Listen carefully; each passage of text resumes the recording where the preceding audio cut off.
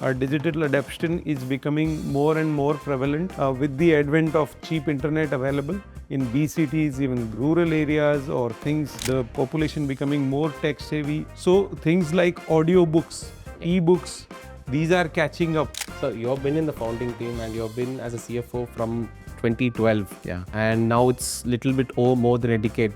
So can you tell us how has the industry transitioned over this last decade, especially with the advent of digital adoption? Okay. Publishing is all about data. If you don't know what people are buying, and if that information is not readily available to you, to decision makers, to staff, whoever is in the field, or even to my global colleagues. And my tagline when we were setting up the company was that we are going to make your books available to half of the world. See, physical bookstores are always a charm. If you have to describe the publishing industry in one word, what would it be?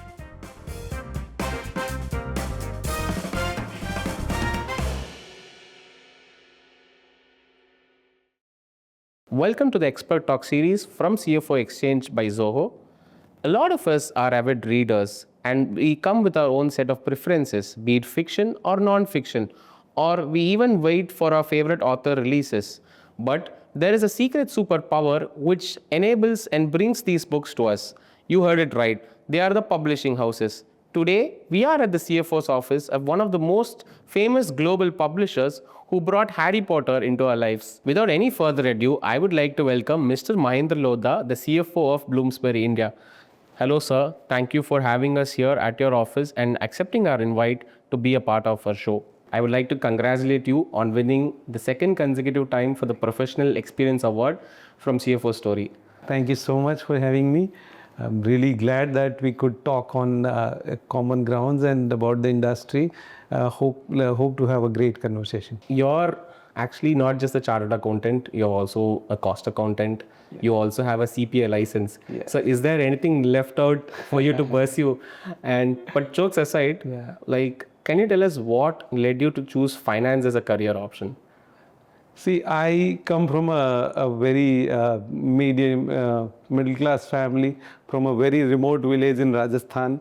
And, I'm from the 1970 generation, so you can figure out. Those are the days when you were like taught what your father does or what your elder brother does. You probably want to follow that sort of. In early days, when I heard about my elder brother who became a chartered accountant, he was like one of the very few in maybe around a 35-40 kilometer radius in our village. So it was a huge pride, and for us as kids, his brother is a chartered accountant. He lives in Bombay. Back then it was called Bombay, now Mumbai, of course.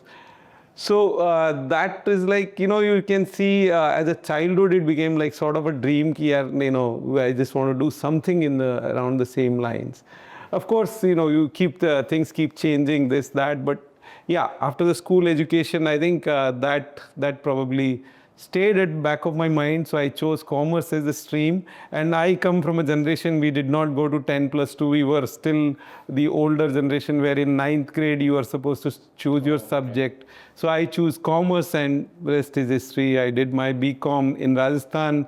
Then I went to Bombay to do my chartered accountancy course for 3 years from 1988 to 91. Okay. Luckily, I passed out my exam in the first attempt, the exam in first attempt. So that actually gave me a huge confidence boost. Yes, I can do it. So back then, the chartered accountancy course had this, that you can only do your final exam in your last 6 months of articleship. So I had a lot of free time, so I started giving exam for my company secretaryship, actually not a cost accountant, but a company secretary, but similar sort of background. Yeah. So I passed those exams also together. I thought about doing cost accounting also, but by then my final exam for CA came, so I said, nee, chalo, let's just finish one thing at a time. Okay. Then I worked for Aditya Birla Group company for a year. Okay. And I got a chance, I was very lucky, I got a chance to go to US at such a young age and work for a company who was also India-based company dealing in diamonds. So I lived and worked in New York for 5 years. I worked for them. I built their systems. I was like, it was a really surreal experience. And those were not so much technology days.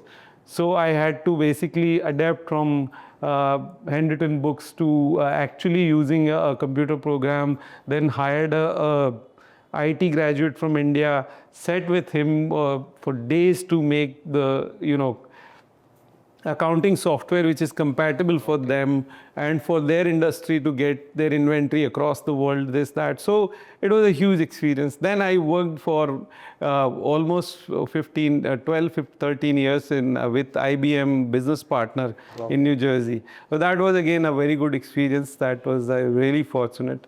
In 2010, I decided due to family reasons that I would like to move back to India. So I came back. I think that's when you joined Yeah, so when I came to India, I worked for an American company. They, again, a very good startup experience, sort of. They wanted to build a data center in Ahmedabad. So I worked for them in their Gurgaon office, but helped their team to build a data center back there. So I was part of country finance manager working for a company used to be called Candle at that time, but then they were acquired by INC. So in 2012, when I was looking for another job, and then this opportunity came through, and I had no idea about publishing. Trust me, I only read books on my long flights back and forth to US. But you were aware of Bloomsbury. Not that many, not that much, but yeah, I read books like Khalid Hosseini's Kite Runner. My daughter read Harry Potter. So I knew about Bloomsbury, but I did not had a chance that I'd be working for such a prestigious publishing house. And then on top of it, I'd be like launching their business in India and part of the founding team. So it's a great experience. It's been a sort of a joyride for me, learning new avenues, setting up the business.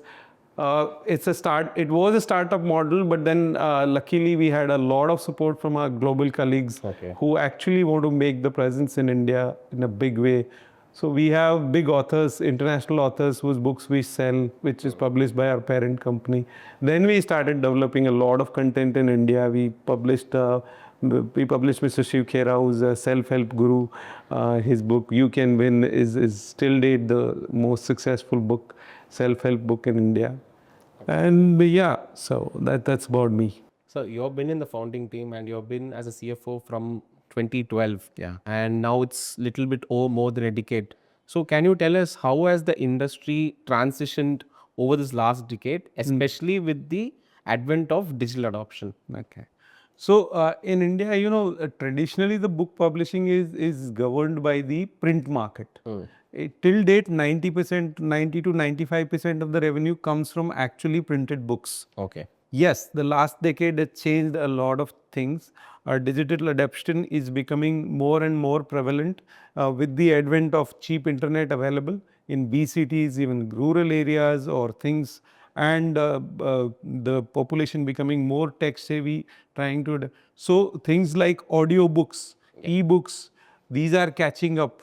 But if you talk about revenue, it's still 90 to 95% comes from print revenue, but the audiobooks and other formats are giving a wider sort of adaptation to the public and giving more platforms to create more content in a different way. And like say I'm driving for an hour, I'm stuck in traffic. Maybe why should I even read a book? I can hear the book while on the go. Yes, and again, these mediums are getting popular with the podcast, this, that, which used to be, the music used to be the only thing, or the radio used to be the only thing which well. So now these are, and another thing is availability of the medium is becoming more and more. But traditionally, we only knew Audible from Amazon as one of the e-books, audiobooks. Now you have Storytel or Spotify, they are from the international. Now you have Indian players, Pocket FM, Kuku FM, they are doing great. So publishers are using these other mediums and adapting to these mediums to make their content available to a wider set of audience. Of course, the revenue generation still is in a nascent stage, it's not, but Then again, audiobooks are growing at a phenomenal speed. It's from Nielsen data and other data which is readily available. It is growing at a speed of 25 to 30%. So that is for global or just For India, globally it's even much more faster. okay. I mean, our books are available on Audible, Spotify, Storytel, and now in India also all these mediums books are available. So for mediums like Spotify, I know that podcast is something that people listen a lot to. So how is the books faring right now? Again, they started experimenting it with just the bestsellers. Okay. Now they are also adapting to it, so they are also increasing their audience by making it available. So now it is the audiobooks are available in different formats, and with the advent of AI, it's becoming more easier to create the content or the content in author's voice, this that. So those things are becoming more and more popular. Okay. Sir, you have worked in a wide variety of areas, be it FMCG, be it business consultant. So, in the publishing space, can you tell us a couple of unique challenges that is very specific to this space? So, publishing has its own challenge. In India, I would say, because we are talking the Indian context, I will tell you more about Indian challenges what the CFOs are facing or the publishing houses are facing. One of the major challenges in India, the publishing market is still not very formal and sort of have its own, and it's a very niche market. Okay. If you talk about trade publishing, the total market is, by Nielsen estimate, is only about 2,000 crore. Okay. So which is not a huge number by industry standard, by the kind of vast physical space we have in India and the reachability, where still 60-70% of our population lives in villages and hard to reach places. So it has its own challenges.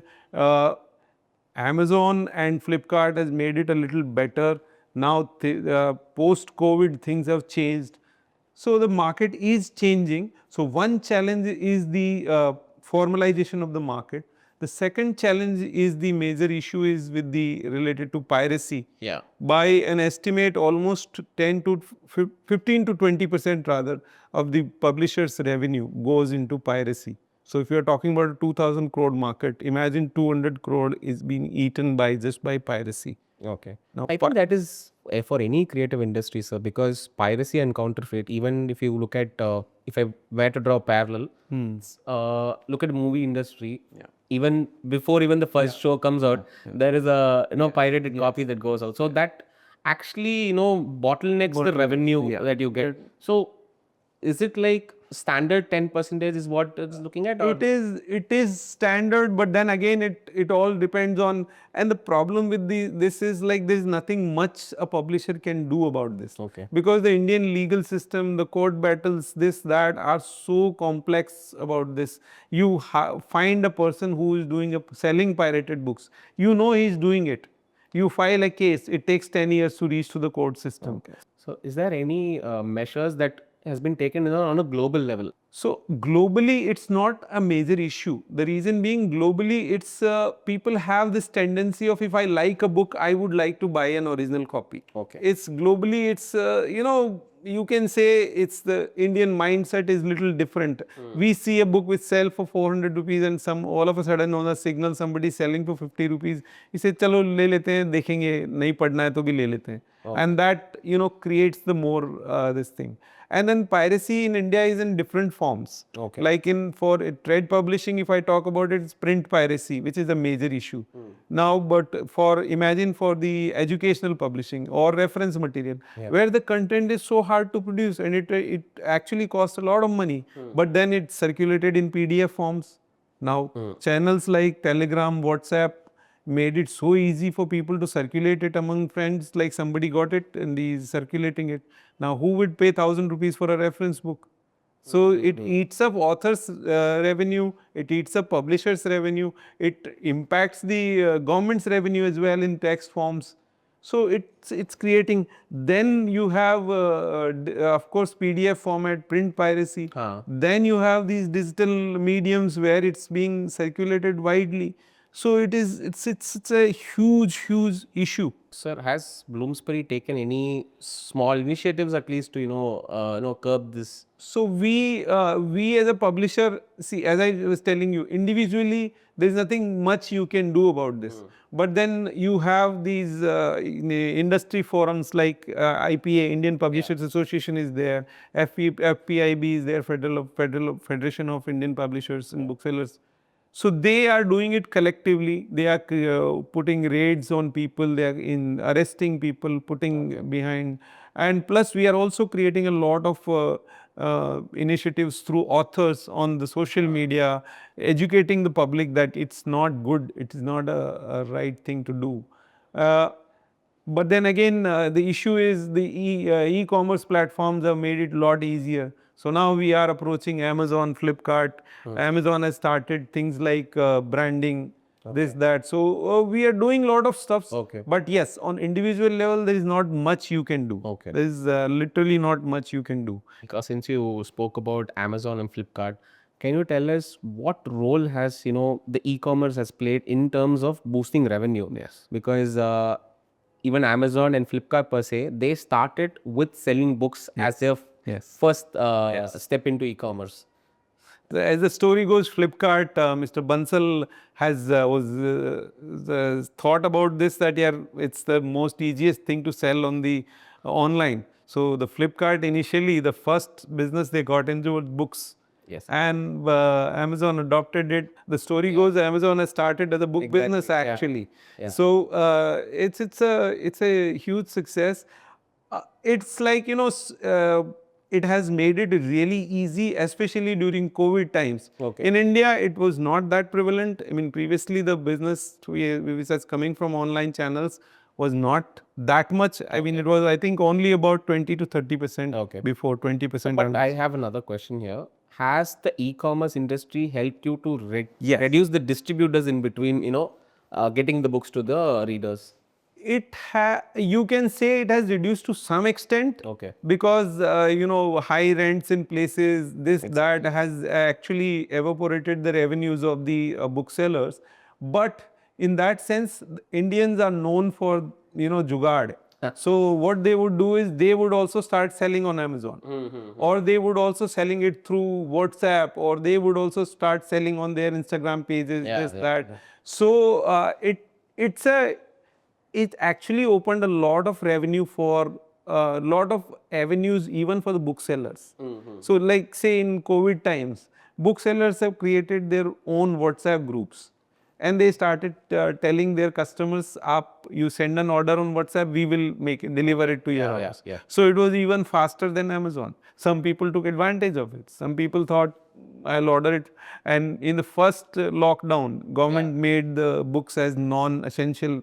So they were not allowing the books to be delivered at that. So that 2020 was a bad year for most publishers.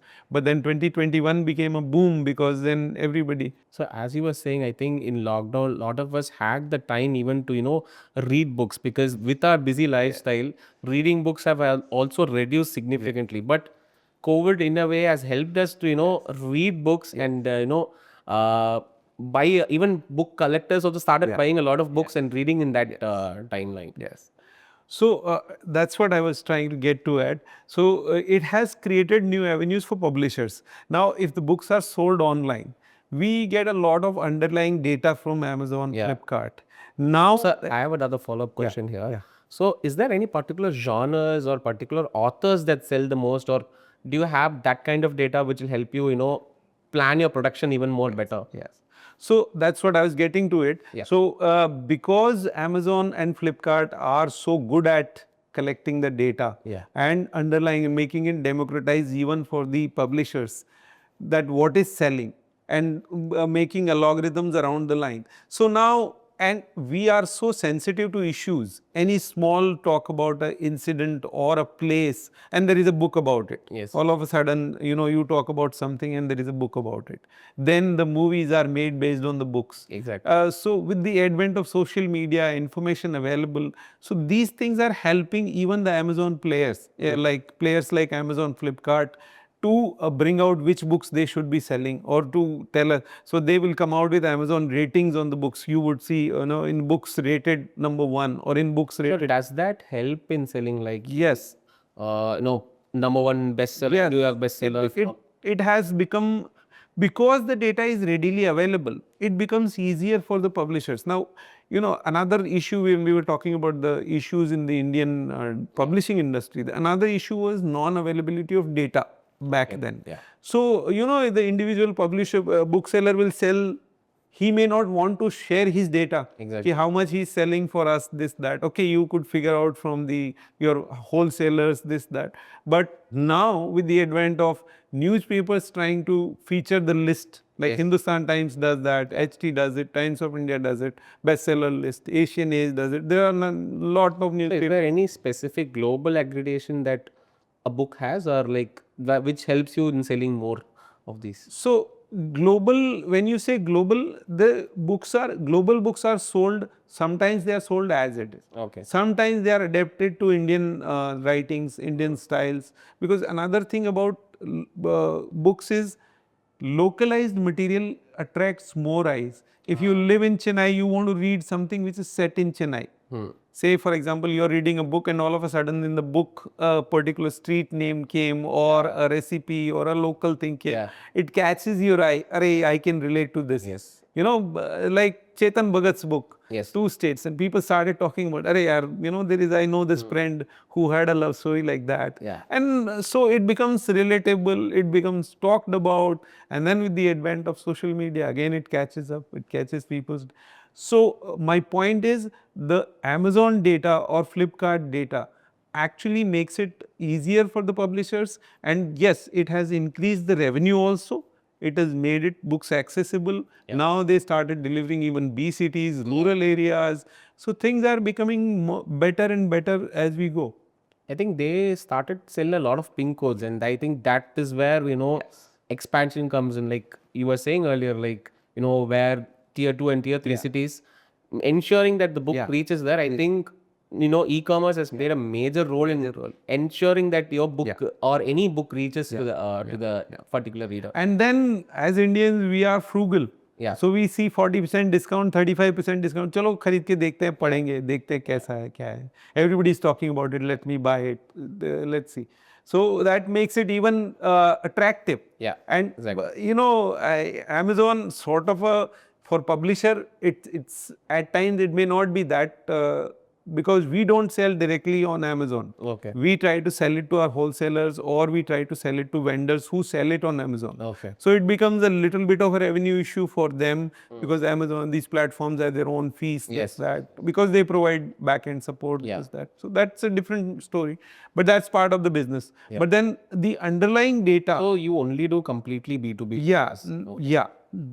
We do completely B2B. Of course, there are some books. There's another aspect of book publishing where, corporate world, these days people started publishing about their company, their corporate biographies, or their founders' biographies, or even like startup. So how does that market right now, sir? Because we see a lot of founders and a lot of even celebrities, or even people from the sports background, where they launch their biographies with the publishing houses. How does that get good eyeballs, or does that have a good market right now? It gets a lot of eyeballs. It gets a lot of coverage.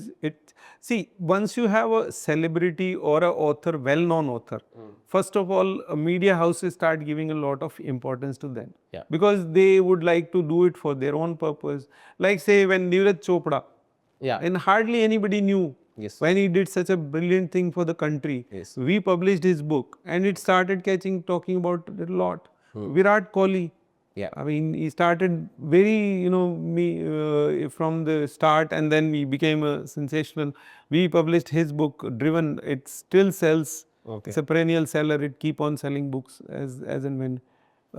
We published a book about Rohit Sharma. So anything and everything, celebrity chef Vikas Khanna, we published so many books. So, he comes on a television set, people start talking about it, people think, let's see. So I think the next question is for, I think most of the new age authors would want to hear it from you.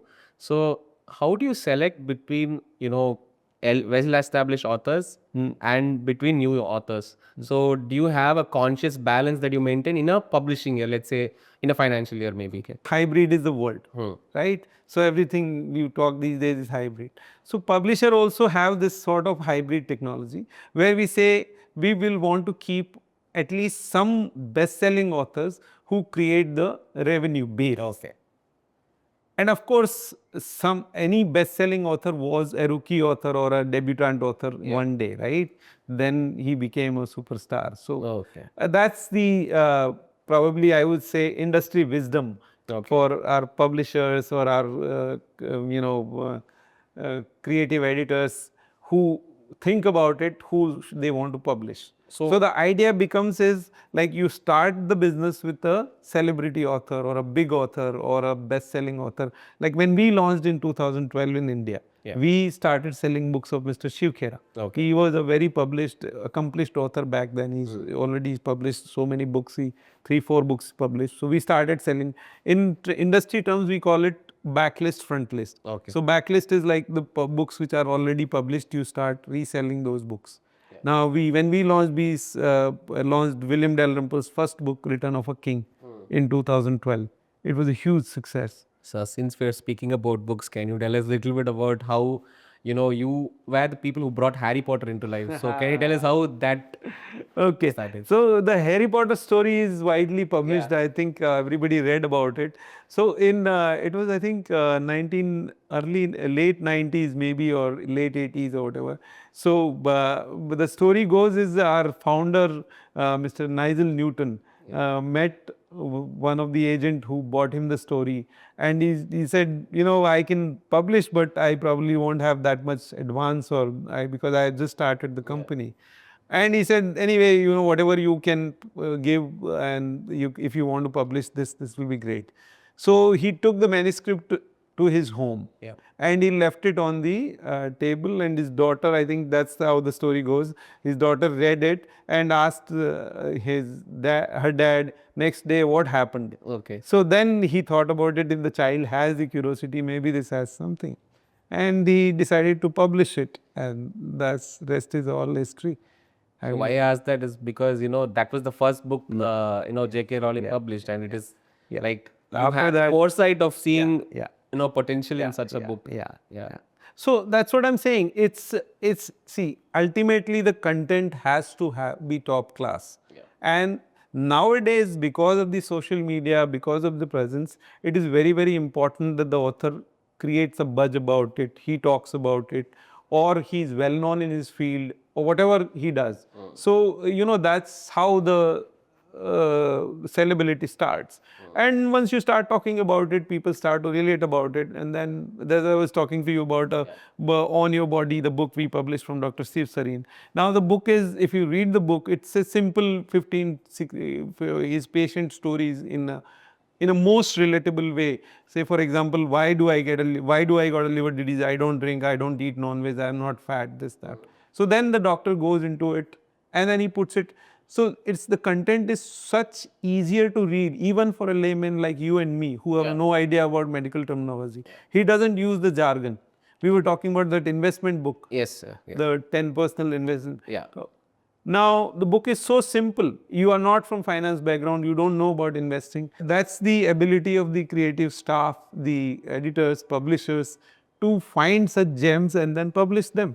Okay, sir. So, can you tell us about some of the strategic decisions that you have taken that has increased the top line for Bloomsbury? So the strategic decision starts, the business decisions start at an executive level, director level, that what they want to publish.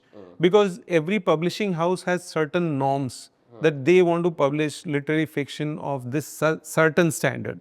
Some people don't want to publish each and everything. Like Bloomsbury has its own standards that we would not like to publish this genre or that genre. Maybe it's a revenue generating idea, but we will not publish. Certain literary fiction we publish a lot. We publish a lot of self-help. We publish a lot of business books. Okay. So that once that directive comes, the creative staff decides this is the quality of publishing we want to do. Now, my role comes in this strategy in the way of, number one, as to cost optimization. Number two is to make sure that the supply chain is enabled properly. Whatever vendor we work with, third party warehouse or whatever vendor we work with. I mean, for us, luckily we started working with a third party warehouse who was as small as us in 2012. Okay. So I always tell him, Mr. Jain, we grew together. Yes. So it's the relationship you build, and once it's a sort of, when you are in a startup culture, you do anything and everything. I was appointed as a CFO of the company, but I dealt with vendors, I set up systems, I did, and then came is the digital transformation. So how has tech helped you in this process, sir? So the tech has helped a lot. See, the publishing is all about data. Yeah. See, if you don't know what people are buying, and if that information is not readily available to you, to decision makers, to staff, whoever is in the field, or even to my global colleagues, that whether what we are doing in India, whether it's, of course, bottom line is everybody's known, month end happens, you prepare a P&L, you show the numbers. But if that decision is not available, if the self-help genre is selling and it is not known to the publisher, how is he going to take the decision whether I should take on this author or not? Okay. So what I made sure is we developed a inbuilt. I was telling you about a WinBDS system we developed through one of our partner in Chennai, and he is very good at it. He did such a great job of collating our data, this, that. So whatever data we had from 2012 to 2017, we took a big initiative. We put everything there. So now the data is readily available. It gives a really nice dashboard in the morning. What is selling, what is not selling, how much is the stock, what is that. So data democratization was my main criteria. Yeah. I made sure that the data is democratized, it is available to the right people at the right time. I think data is oil. Data is oil. So that's what everybody says. And of course, we did a lot of things on cost optimization. As I was saying, we did not invest a lot in the things like warehousing, this, that. We said we were going to do it on a third party basis. We make the terms with our partner in such a way that as we grew, he also, so we made a percentage of sales basis or whatever. Okay. So then it attracted him. So it helps both ways. I don't want to unnecessarily harm him. Because he's also forward also. So how you want to do business, and moreover, it's as a global business, it's our duty to do business ethically. Yeah. It's otherwise it's not a long. My another mantra about this in last 10-12 years is the how you build the relationships, and how you build the relationship that last. My staff members, just give you an idea, my team members, I hired them. Two or three of them is their first job. They're still working for me. Okay. The next in line, my person, he was working for Macmillan. I hired him from there. Okay. He still works for me. So when we celebrated our 10th year anniversary, we had my 10 colleagues who actually spent 10 years with the company. Okay. So it's not just me alone. There are other people who are working from beginning. So it's a huge team effort, and our global colleagues luckily has given us a lot of space and to grow and this. So it's a great journey. So a digital transformation was my main idea, cost optimization. Now we are working on new technologies like print on demand, which is readily available nowadays because the technology has grown so much that you order a book, it's freshly printed for you and sent to you.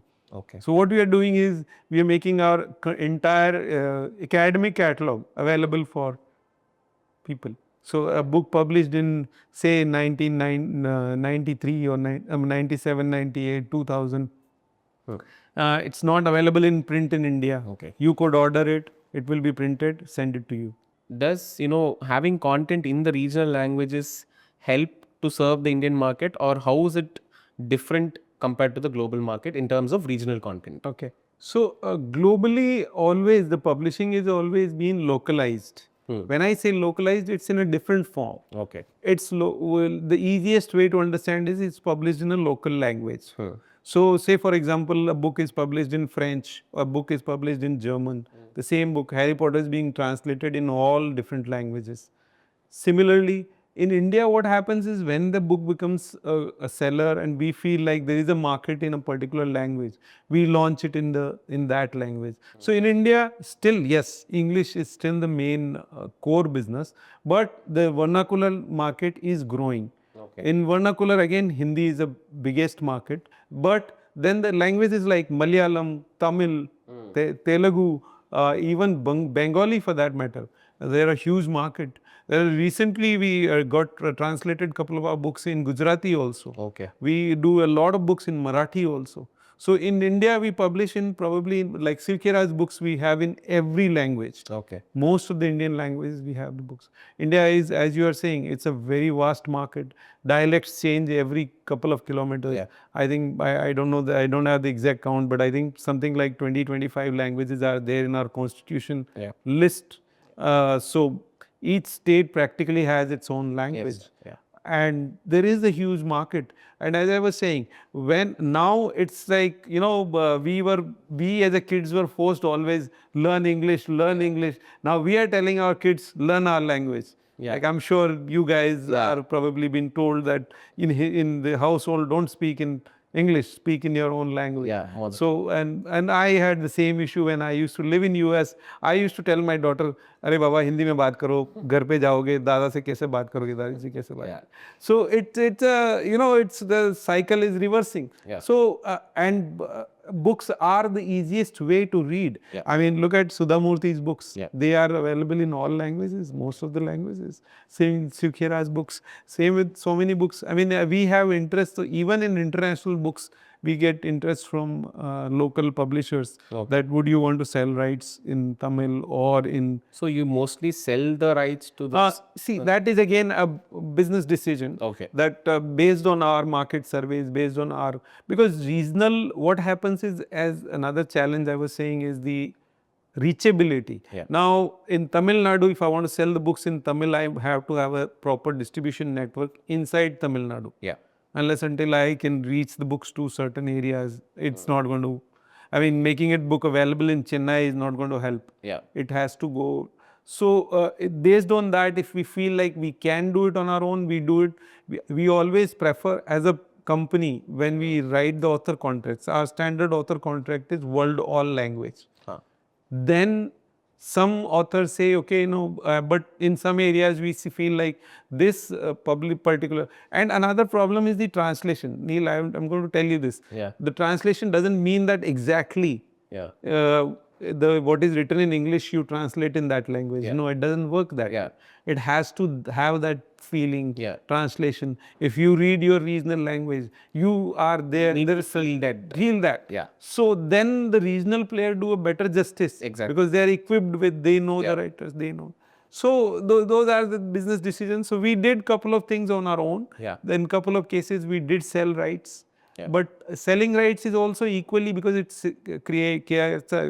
takes our brand name with it. Yeah. And it creates more markets for us. Yeah. So it's both ways.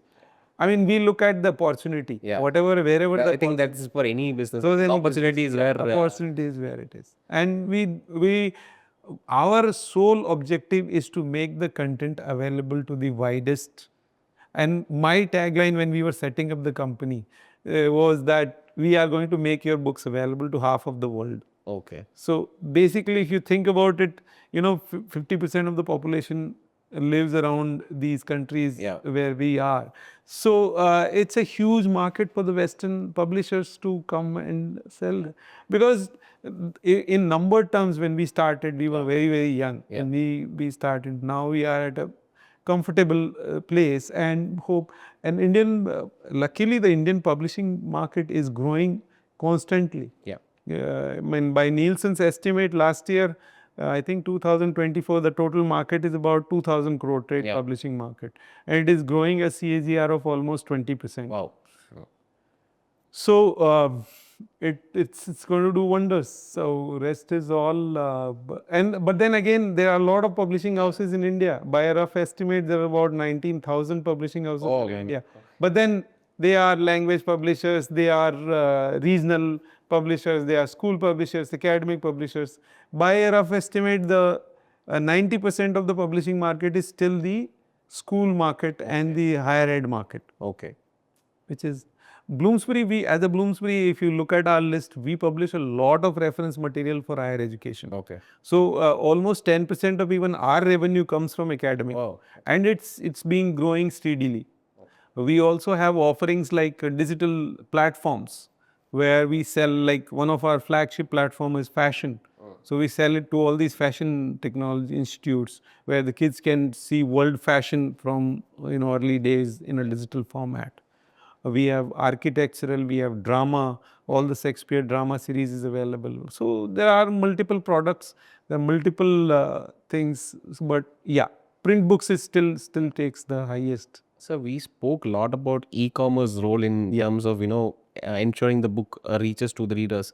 Can you tell us about how the players like Crossword, Barnes and Noble, and W.H. Smith helps you when you launch a book, and do they also help you with co-marketing activities during the launches? See, physical bookstores are always a charm. Yeah. Like I lived in US, there was a Barnes and Noble almost in every street, every city. Yeah. At least one Barnes and Noble. I remember taking my daughter to Barnes and Noble, reading the books, this that. I think more or less the similar things in India was there. Pre-COVID, there were a lot of bookstores. Yeah. But then in India, again, as I said, Crossword is just a new player which has entered, which has opened stores everywhere. There are other players like in India, in South India, there's Sapna Book, Yeah. which has Higginbotham's is another player. W.H. Smith, of course, Yes. known for their airport bookstores. Yes. Now Relay is there on the airport bookstores. So these players help us a lot in making sure the book is available. And of course, they help us for author events, for gathering, community building. If you want to talk to, author want to do an event, book signing events, if he's in the author area and this and that. So yes, they do a lot of work. They are very, very great platforms. Plus, they also do their own stuff. They offer like bookathon.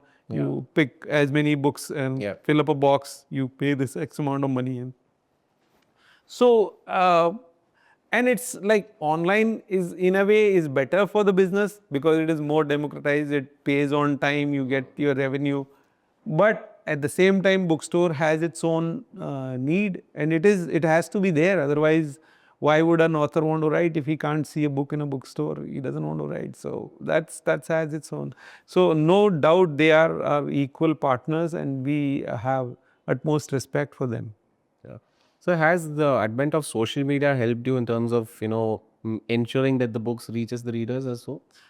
Yes, it has done a phenomenal thing. Platforms like Instagram, Facebook, LinkedIn, or Twitter, all these have created a lot of buzz about it. The author's views are available readily. There are influencers who talk about books, who wants to read about books. If you see our social media pages, you would see it. It's a huge addition to the digital marketing, and of course reaching directly to the consumers, hearing from them. I mean, we hear comment from people on books they have not thought about it. Like I was telling you about this Mahabharata and Ramayana. Yeah. If you go to my LinkedIn page, you'll be amazed the kind of comments people are writing that, oh my God, such a book which is available. And this is from a first time author. Yeah. It has become a super successful book. I'm sure it's for all businesses. Yes, sir. Yes. But Absolutely. especially for books because they are somebody is clicking a photo of a page and writing a comment, and it's a because in The before organic post has a different kind of reach amongst the audience. and before social media, like in 2012 when we set up, we probably still have. We used to get postcards, letters from people appreciating on the books. So it has its own very very big charm about it. So my other next question is like if I were to draw parallels between other creative industry, if you look typically at like for a movie, initially there were only only the theatrical release used to bring revenue, but later on came advent of satellite, and they had OTT, and they have other streams like even YouTube views bring back money to the producers. So in that, keeping that context in mind, apart from publishing, I think you already told me, but can you just give us a rough estimate about what will be the other revenue streams in a lifetime of a book? Okay. So books has, see, the core revenue, as I was saying to you, comes from the print books. Yeah. But then there are adaptation rights, like somebody wants to write a serialization. Some magazines do that. Yes. So they buy serialization right. So they would want to write in pieces about the book, like just like a Netflix episode comes and then mix in. Then there is, of course, the digital platforms like OTT platforms wants to buy the book and create. We had couple of books on which the Netflix series is made. Then, of course, there are movie rights where movies. These probably does not bring a significant revenue directly in India in Indian context because the creators are also taking a huge risk. That. So but globally these are sizable amount of revenues. Okay. Of course, books in different formats like e-format, audio format. Then there are language rights where you sell language rights. Yeah. Then there are translation rights which you sell it overseas. So like Mr. Khera's books, we've sold rights in Portugal, we've sold rights in Japanese, we've sold rights in Vietnamese. So though there are other industries where, where other countries where globally there are a lot of revenue streams. In India, it's in nascent stage, but it is growing. Okay, sir. So we can relax for a bit. Yeah. Now we'll be moving on to the rapid fire questions. So yeah, we'll start now. So if you have to describe the publishing industry in one word, what would it be? Most creative industry. Okay. Your favorite book published by Bloomsbury? My all-time favorite still is The Kite Runner from Khalid Hosseini. Okay. Your favorite Harry Potter character? By far, Harry Potter himself. Nobody else. So this is a tricky question, but I want to hear it from you. If you are not the CFO of Bloomsbury, what role would you choose? We have options for it. Is it author, editor, or marketer? That's a tough one, but I would probably go with the author. Because I like creative. I like creativity. So when can we expect a book coming out? That's a tough question, but yeah. But we look forward towards it. Yeah, definitely. So is there any author you would love to meet and why? See, for me, I would love to meet any author, and I have the luxury of meeting authors as and when they come to our office or when I arrive to the book launches. I always love to meet any author given day, but my special preference always goes to business authors or the first time writers. Because I actually love their enthusiasm and love their creativity. I was telling you about a couple of books, and when you meet them, you feel like, अरे यार इसने किताब लिखा है, मतलब it gives you goosebumps at times, and then that becomes a huge success. Of course, they are masters in their field and they have written. I had the great honor of. I think all the people who are looking forward to write their books, I think you got your answer. Thank you. Bloomsbury is willing to publish your books. So we are moving to our last segment. So looking ahead, so what do you think the industry is moving towards in the next 5 years with the rise of audiobooks and the other digital tools that are coming up? And also a couple of pro tips that you would like to give for the younger generation who are wanting to start their career in finance. See, finance career is always like sort of a choice career. Then people make a conscious choice of going into finance, because finance is like sort of boring for most non-finance person. If you are not from finance background, you feel like numbers is not my cup of tea, I don't want to do it. But people who love numbers, people who start reading about it, people start. So then I mean, you won't believe, when I was doing my CA back then, these annual reports used to come in the mail. I mean, if you hold the shares, they will come in the mail. I used to read them just for the fun of it. How does a balance sheet looks like and what they talk about it. I've attended even the shareholder meeting in the open forum for Reliance, and I really got the goosebumps. Yes. So finance career is always by choice. Of course, if you have the dedication It's a great field. It's the most cheapest field you can get into. You don't have to spend a lot of money. You go to any college, you did great. You do courses like CA, CFA, CS, cost accounting. There are so many options available these days. So all kudos to whoever wants to do it. I would love to. People want to mentor, people want to connect with me. I'm always able to help, and anything I can. Yes. On the other question, like about the challenges for the, as you were talking, next 5 years, I think it's going to be the digital transformation of the industry in a different way. Most of the things are already available, but then people have to ensure the IPs, security, creativity. With the advent of AI and all, these are the threats which are going to be major issue. People are going to, we have already started seeing articles where people are saying it's written by AI, this, which is going to be plagiarism, and all these things are going to take its own shape. So the finance leaders, strategy leaders have to ensure that how they are protecting their, I think all companies, all publishing houses are putting their standards in place, where they are saying we are going to limit AI only for the use of data or only for the analysis purposes or this or that. So it's not content wise, we are not going to use it, and nobody should use it because it's all author driven content which people want to read. So that's one challenge. Of course, other challenges will be in India, distribution related, this, that, but those will come on time. Another challenge which the publishing houses in India is facing is a long credit period, because it's not, as I was saying, it's not a very formal market. So apart from your online sales, the credit periods are horrendous, and at times it becomes difficult. So which is again, and then publishing houses do not want to take chances on the newer authors. That what if I publish if it doesn't sell?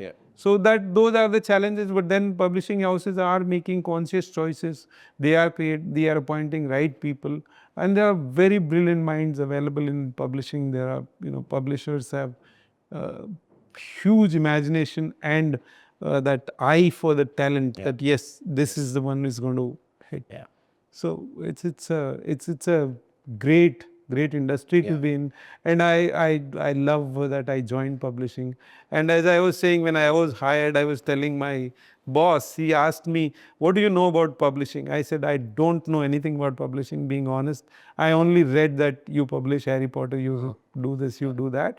But as far as my core strength is, I know my numbers. I know debit is a debit, credit is a credit, and that's my strength. But then I would love to experiment with those, and that's rest is all history. Wow, so great! It was great talking to you, and thank you for giving us this opportunity to to come and shoot at your office. Thank you so much. Thank you.